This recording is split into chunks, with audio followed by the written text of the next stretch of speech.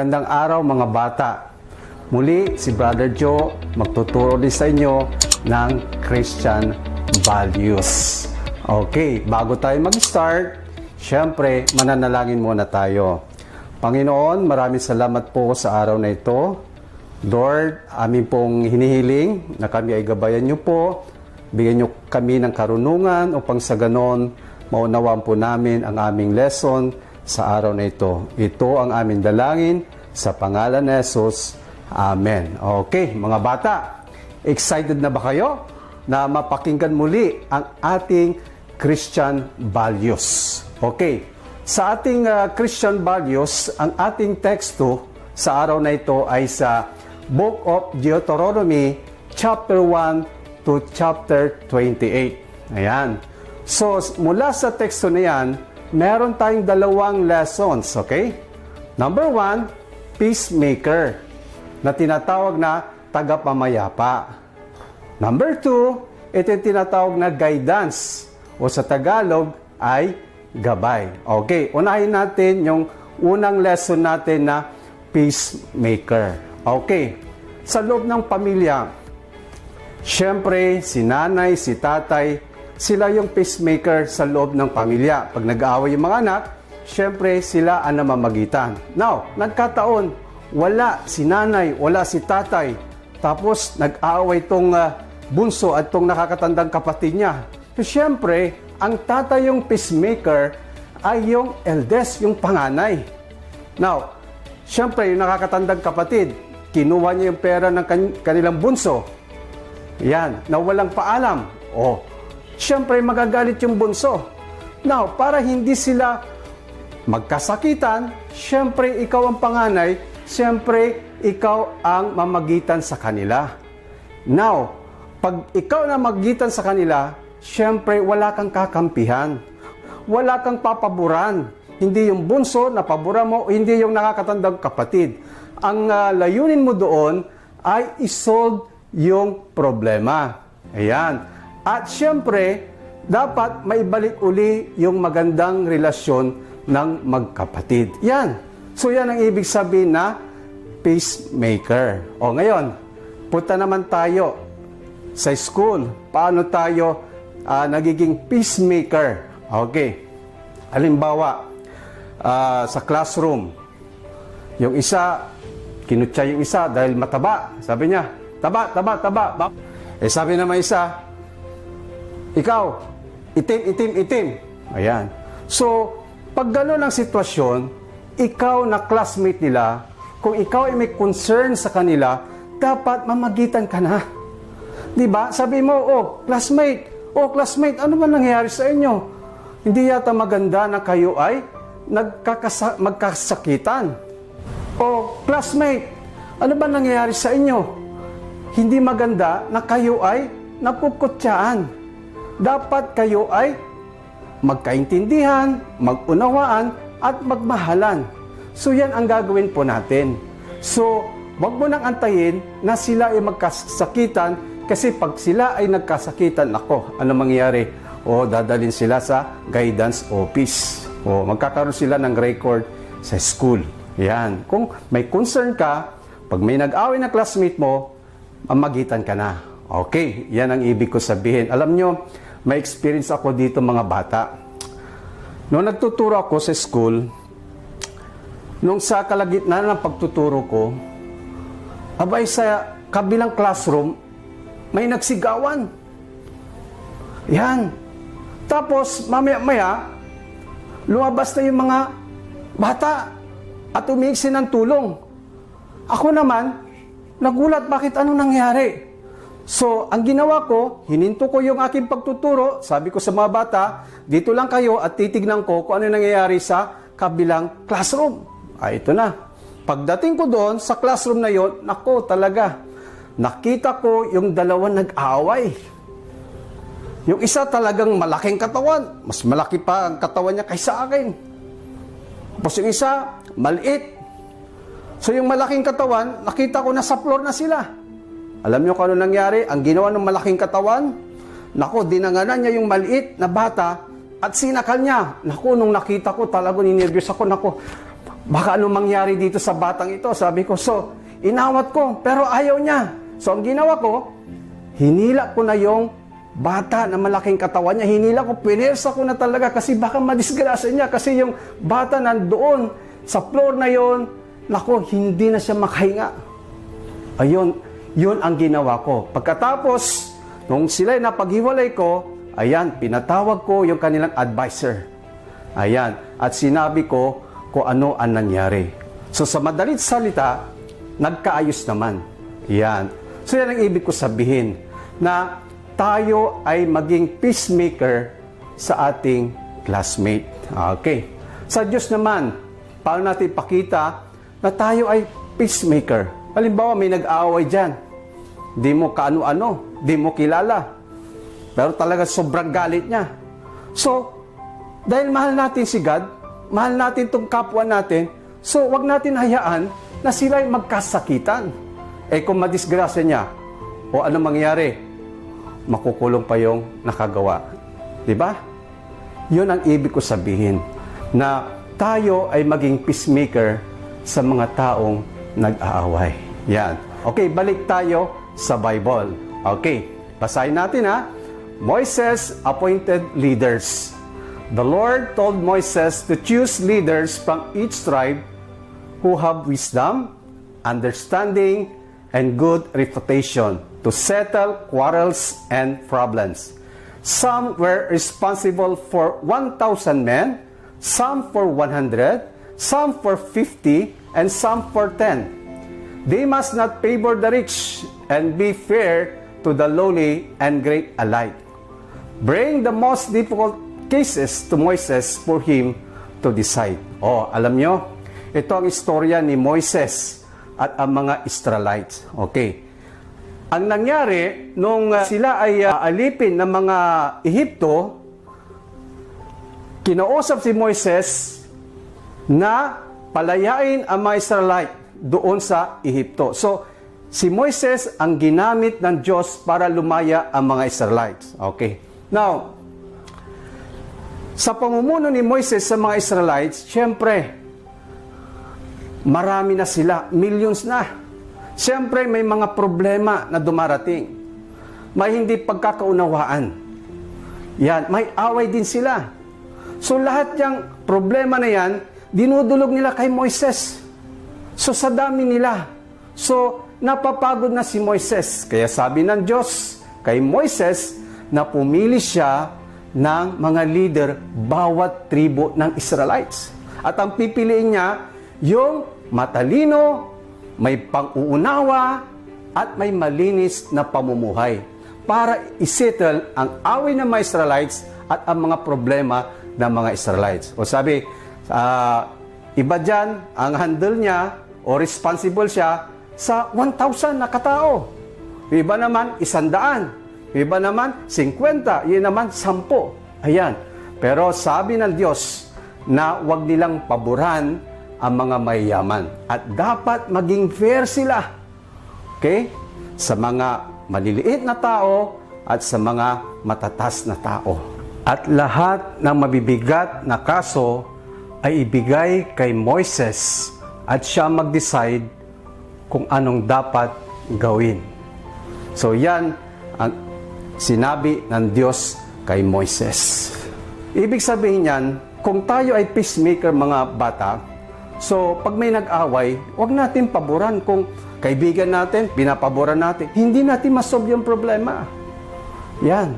So, pag tayo ang peacemaker, neutral lang tayo, sa gitna lang tayo. Diba? Ang magandang gagawin natin, hanapin natin yung problema. Now, pag nahanap natin yung problema, yan, gagawan natin ng best solution doon sa problem na yon. Yan, para yung magkaway ay sila ay magbati. Diba? So, yun ang gagawin natin. So, tandaan ninyo, pag kayo ay peacemaker, wag na wag kayong pumabor sa isa lang. Okay? Ibig sabihin yan, neutral lang kayo. Dapat masolve yung problema kapag kayo ay walang pinapanigan. Okay. Mga bata, punta naman tayo sa pangalawang lesson natin. Ito yung tinatawag na guidance o gabay. Ngayon, sa loob ng bahay, paano natin ipapakita yung tinatawag po na guidance? Di ba? Siyempre, si nanay, si tatay, si auntie, si uncle, si kuya, si ate, sila yung gumagabay sa atin. Di ba? Yan. Okay, halimbawa, umuwi ka sa bahay, tapos meron kayong assignment. Now, ginawa mo na lahat ng paraan, pero hindi mo mahanap yung answer.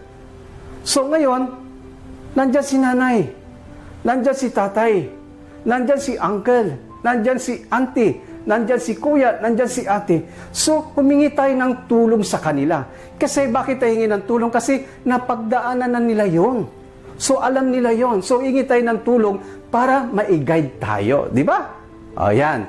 So, ang ibig ko sabihin, hingi lang tayo ng tulong, i-guide lang tayo, pero ang gagawa ng assignment, kayo pa rin. Di ba? Kayo pa rin ang gagawa ng assignment, hindi ang magulang ninyo, hindi si auntie, hindi si uncle, hindi si kuya, hindi si ate. Ikaw mismo ang gagawa ng assignment mo. Ayan, di ba? O, sa school naman, paano pakita yung guidance? Okay, syempre, ang nag-guide sa atin sa school, yung ating teacher, yung advisor natin, di ba? Now, may mga bata kasi, kahit hindi naintindihan yung lesson ng teacher, umuuna siya. Ay sabi ng teacher, is it understood, class? Yes, ma'am. Pero actually, hindi mo naintindihan. So, pag hindi mo naintindihan yung lesson ninyo, huwag kang mahiya na tanungin yung teacher. Kasi obligasyon niya yun, duty niya yun, na ipaliwanag sa atin kung ano man lesson na kanyang ibigay sa atin. Di ba? Tanungin mo yung teacher mo, ma'am, paano ba ito? Hindi ko naintindihan. O, yan tanungin natin. I'm sure na tutulungan ka ng teacher mo, igagay ka ng teacher mo para makapokus ka sa iyong pag-aaral. Okay, sa Diyos naman, paano natin pakita yung tinatawag na guidance? Alam niyo, mga bata, maraming magandang books dito sa mundong ito. Pero ang best book na nakita ko ay ang Bible. Bakit ang Bible? Kasi ang Bible, yun ay salita ng Diyos. At siya ang nagsasabi ng katotohanan. Yes, totoo po yan. Kaya kung gusto mo na maggabayan ka sa iyong buhay, sa iyong paglaki, okay? Ganon din sa iyong magiging career sa buhay, basahin mo ang Bible. Dahil marami tayong matutunan po sa Bible. Oh, totoo yan. Kung ikaw may problema, basahin mo ang Bible, nandyan ang kasagutan. Nanghinaan ka ng loob, basahin mo ang Bible, naku, palalakasin ka ng Panginoon. You see? Ganon po. Kaya napaganda mga bata na ang gabay natin sa buhay ay yung Bible. Okay. Now, balik po tayo sa Bible mga bata. So, mayroon tayong 5 na babasahin dito na guidance. Okay. Una, sabi rito, when the soldier fight their enemies, they are not afraid because the Lord brought them out safely and gave them victory. Ayan. So alam niyo ito mga Israelites, pag sila ay nakikipagdigmaan sa mga kaaway, sila ay inililigtas ng Diyos at sila ay nagtatagumpay. Yan ang pangako ng Diyos sa mga Israelites. Yan. 'Di ba? Hindi sila natatakot sa kanilang makaaway kasi alam nila na sila ay gagabayan ng Diyos, tutulungan ng Diyos, ililigtas ng Diyos, at sila ay magtatagumpay. Okay, number 2, basahin natin. When you see your neighbor's ox or sheep wandering away, don't pretend not to see it, but take it back to the owner. Ayan. So, sa mga kaugalian ng mga Israelites noon, kapag nakita nila ang hayop ng kanilang kapitbahay na kung saan-saan pumupunta, ang ginagawa ng Israelites, kinukuha nila yon at binabalik nila sa may-ari. Yan. Anong ibig ko sabihin? Di ba sa classroom, minsan yung classmate natin, naiwan niya yung cellphone. Di ba? So ikaw naman, dahil may pagnanasa ka, Anong ginagawa mo? Kinuha mo, nilagay mo sa bag.